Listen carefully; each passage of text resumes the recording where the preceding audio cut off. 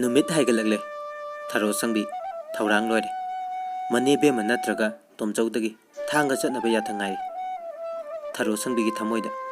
पुंसीगी cook लोरेदबा दाकफम अमा हौखिबा अहिंगदा सनातोमना पीगे होनखिबदु काउथोकपा सुंगम ngamdre मरमदी ngasi thanga चटकदोरबसिदा इबेथोइना मी अमा लोइनबगी वाफम ngarang हौदोखि करिगुंबा इबेथोइना सनातोमबु थरो संबी थिलनबा खुजिन तौरकलबदी कमदौगनी खंतरे मरमदी नोंमा इबेथोइना थरो संबिदा सनातोबगी वाफम हौदोरखि मसीना ngasi thangada चटपदा थिलनदुना सनातोमगा थरो संबिगा नक्सिननबगी लंबी सेमलकपदा चिंगननिंगाय लेते वाफम मसी खंतरुरगा थरो संबी लैबा ngamde महांगना खले करिगुंबा इबेथोइना सनातोमबु थिलन गायरकलबदी महाक थांगा चटलरोय तोकथोके नत्रगा अतोपा मी अमबु थिललु हाइगे करिगी सनातोमना थिनबे यानिंग्द्रिबनु हंगलकलबदी हौखिबा अहिंगी थौदोक्तु सेंगने हेक्ता तमथोकलगे लेपे मदुदगी थोलकपा वाथोक खुदिमक थरो संमिना मायोकनगी खली सनातोमगा चमिनरगा ममागी अनाबा हंगलुदुई सरुक चत्तना तोकपना फै हायबसी थरो संबिगी अचेतपा वाखननि नुमित थेंजल फावबदा थरो संबिबु थांगा चटनबगी वाफम हाइरक्ट्रे थरो संबी आशा कायरकले नुंगाइबना अवाबा खंगदे हाइबगुम महाकना ममलिंगैदगी थबक इंकांग लोइसिनजदुना थांगा चटनबगी थौरांग जरिबदु ngasisu toklo hairakadra chingnarakle tharo sangmina ngaiba ngamlaktraduna ibethoigi nakta lae mahak thanga chatnabi wafam hauduklure tharo sangbigi wahai tabada ibethoi kauthoklure haiduna thausaramde mahakna tomchauda tharo sangi wafamdu hauduklure khudak aduda tomchauna tharo sangbibu kausilaga hanglei ichi ngamde haibabu kaya kana ngamdabani haigi tharo asengbadi khangdri mamo अदुबु खरा साथेरंगदबा माली आइखोइ लिगलाई चटखिबदगी हाइगलक्ते मामो नुंसा थीरनु करिसु तौरोय चुमना लोक लाइहौदा ngamदबा ओइरंगनी तोमचौना हाइबा लोइफात्रिङैदा इबेथोइना हाइरे अदु मा मथनता थादोखिबदी याबा नते कनाबु थिलनसि हारिबनो इबोतोंदा गारीदु पीरिगा थिलनबा यारिब्रा थबक चटनगदबा लेरगना बसता दुम चटलनख्रसे हाइब्रा मोय फाबुंगना अमुक्ता सिनथोकपिरो मतमसि थेंख्रे गाड़ी दी थबक चटनगदबा लै इबोतोन बुखरा थिल्लो आयो तोमचौना फ्री खाउदगे लुपा चनी खक लौथोकलगा थरो संबिदा पीरदुना मखा तारे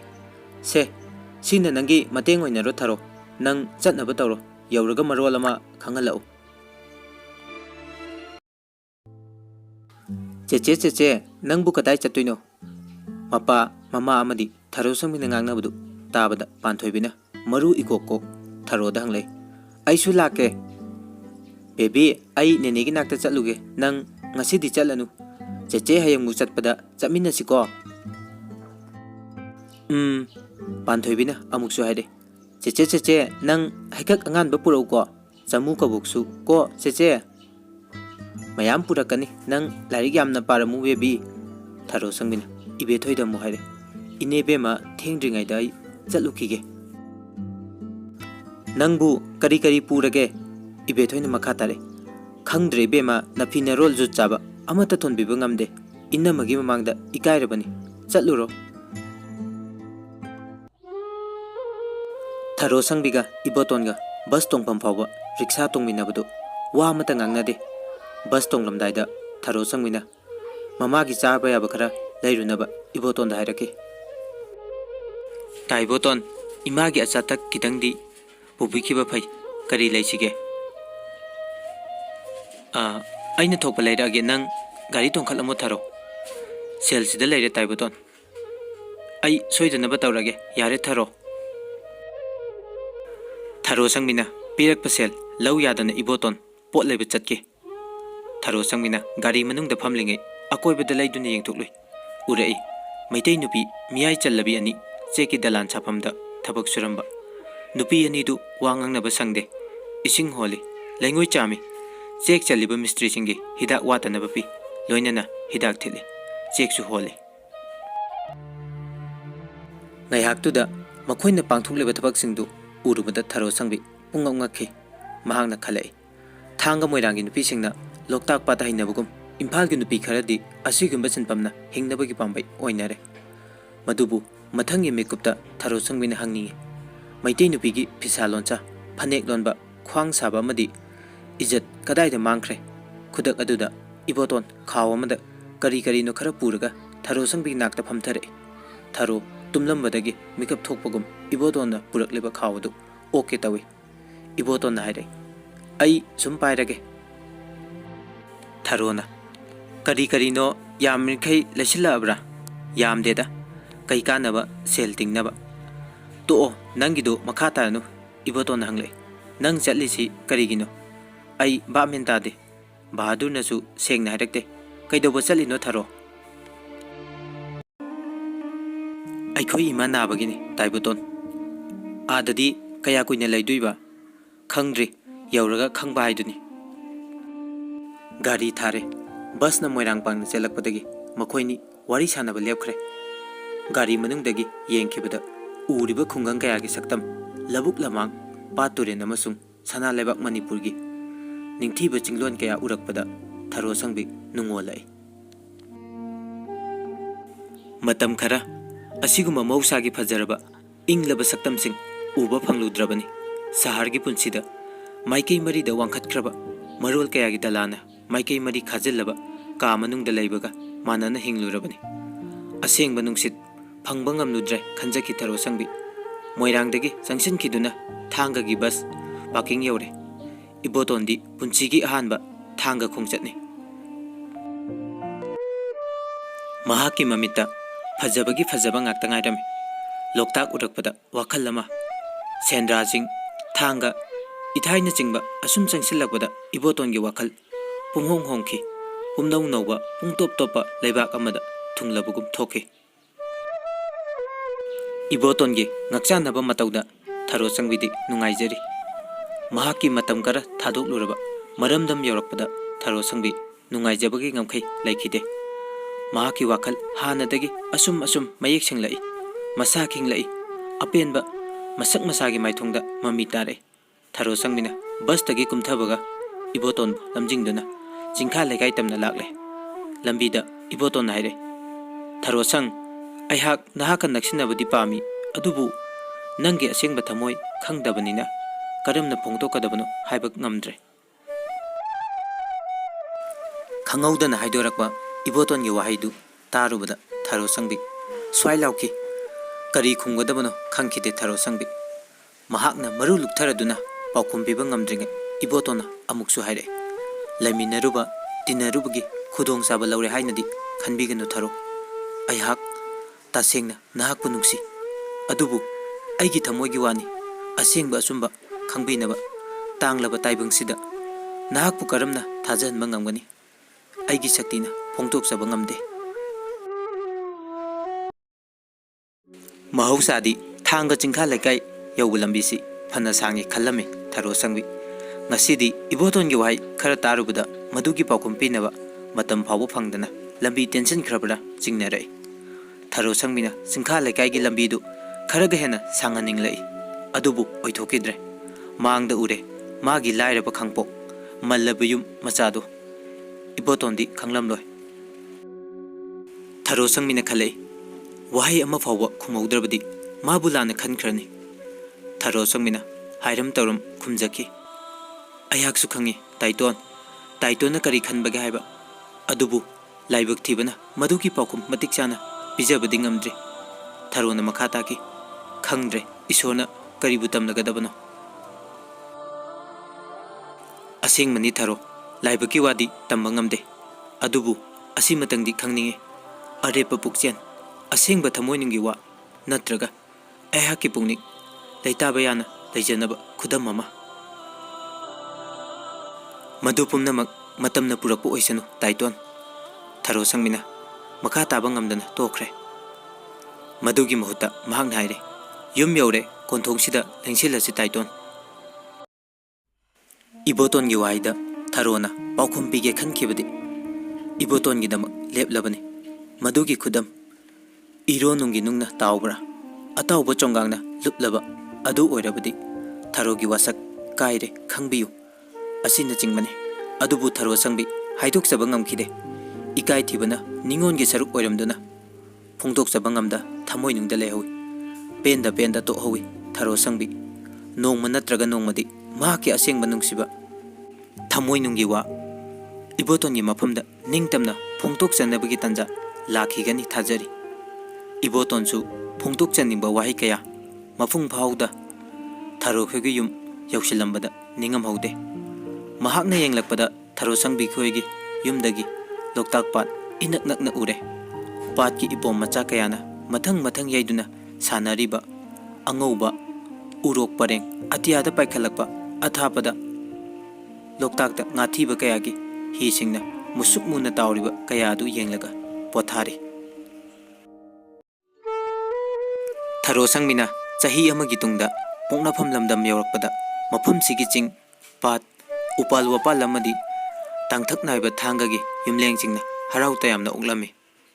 थांगा चिंखा लेकाइगी मिसिंगना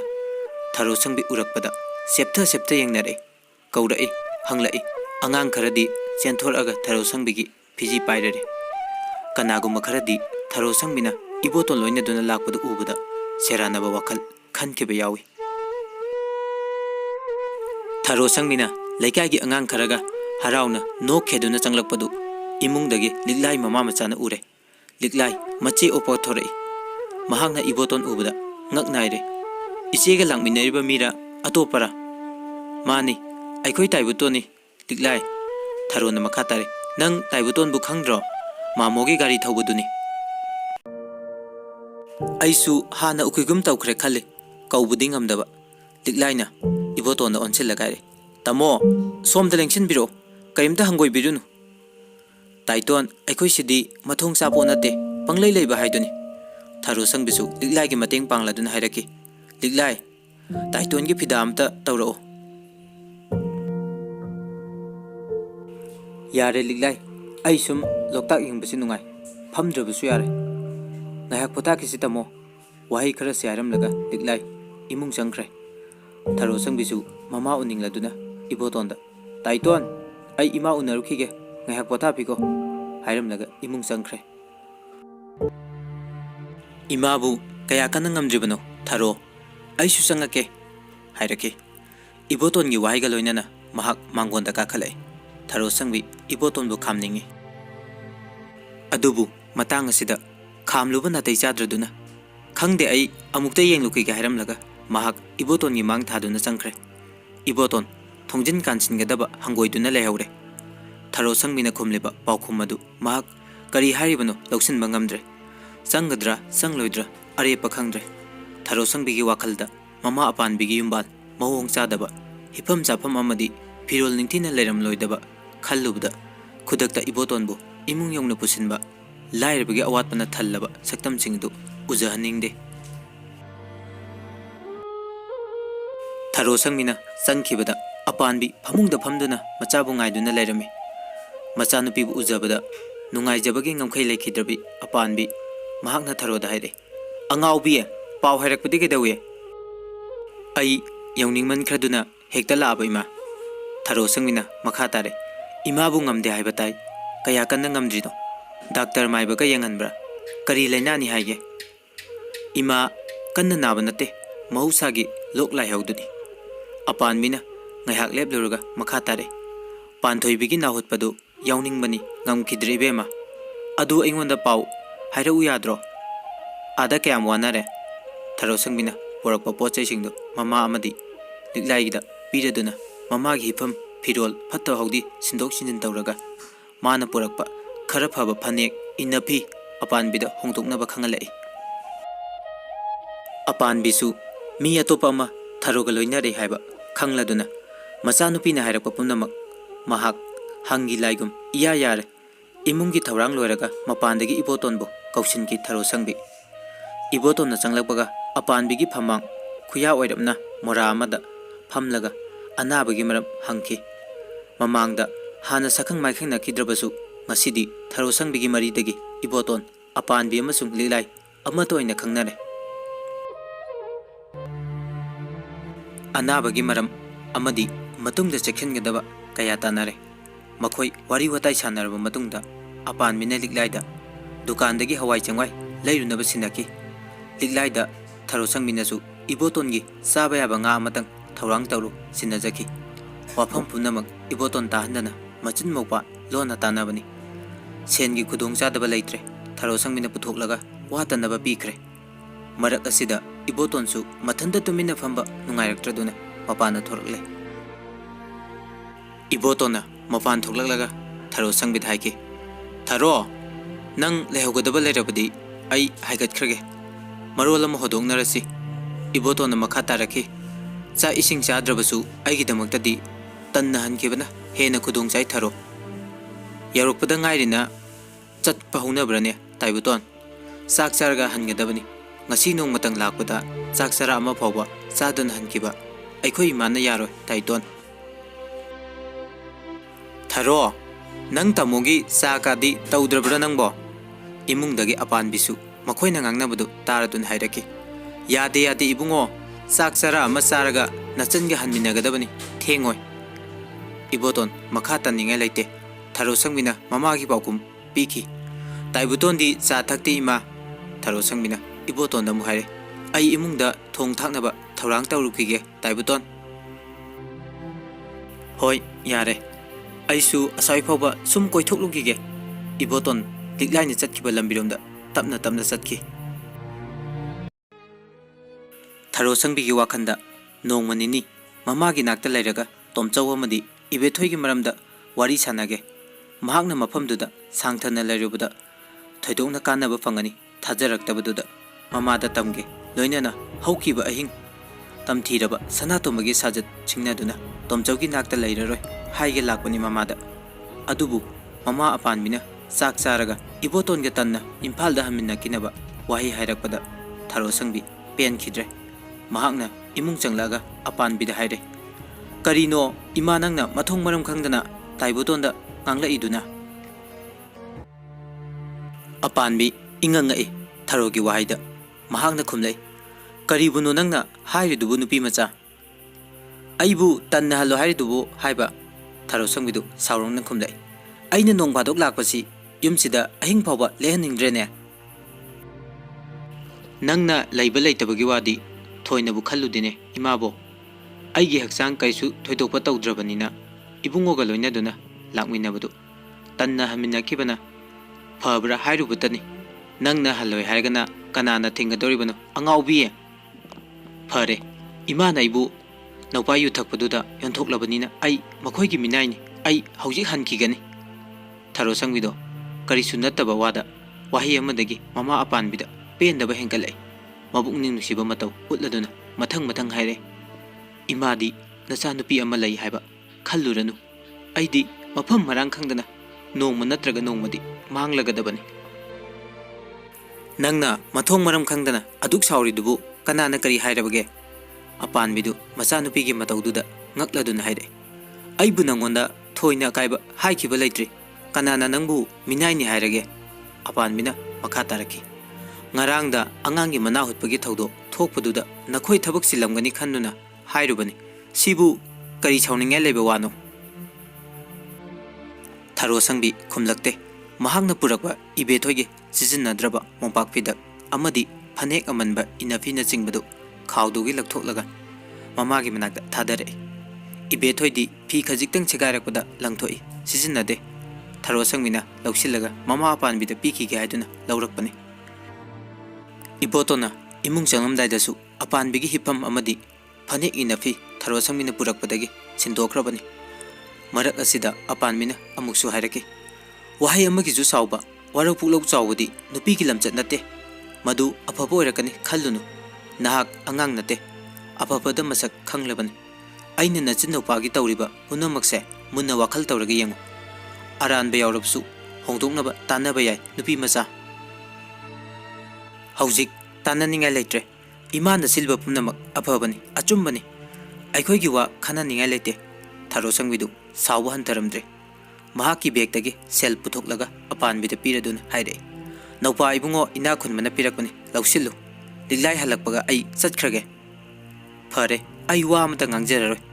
ꯅꯈꯣꯏꯅ ꯑꯄꯥꯝꯕꯗ ꯇꯧꯔꯣ ꯏꯕꯦꯝꯃ." ꯑꯄꯥꯟꯕꯤ ꯀꯔꯤ ꯈꯜꯂꯛꯑꯕꯅꯣ ꯋꯥꯍꯩꯗꯨꯒ ꯂꯣꯏꯅꯅ ꯀꯞꯂꯛꯂꯦ꯫ ꯃꯍꯥꯛꯅ ꯃꯈꯥ ꯇꯥꯔꯛꯏ, इपांगन सोलअबना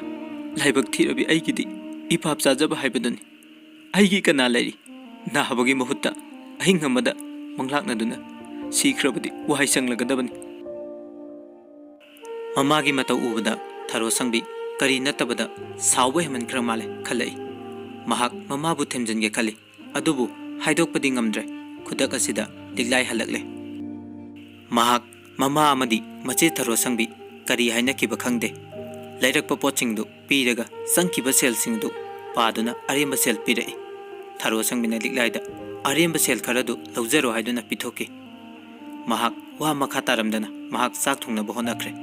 अपानबिसु अमुक हन्ना nganglakidre अनाब फरकपदा मचा अनि उनबगी नुंगाइरबा मिकुप अदुदा तायोनब वाखंदगी ममा मचा वाही कारण चटनग्रबसु थरो संबिना इंथरदुना साना थकनब होनखिबदा महाकी नुंगाइतब कोख्रे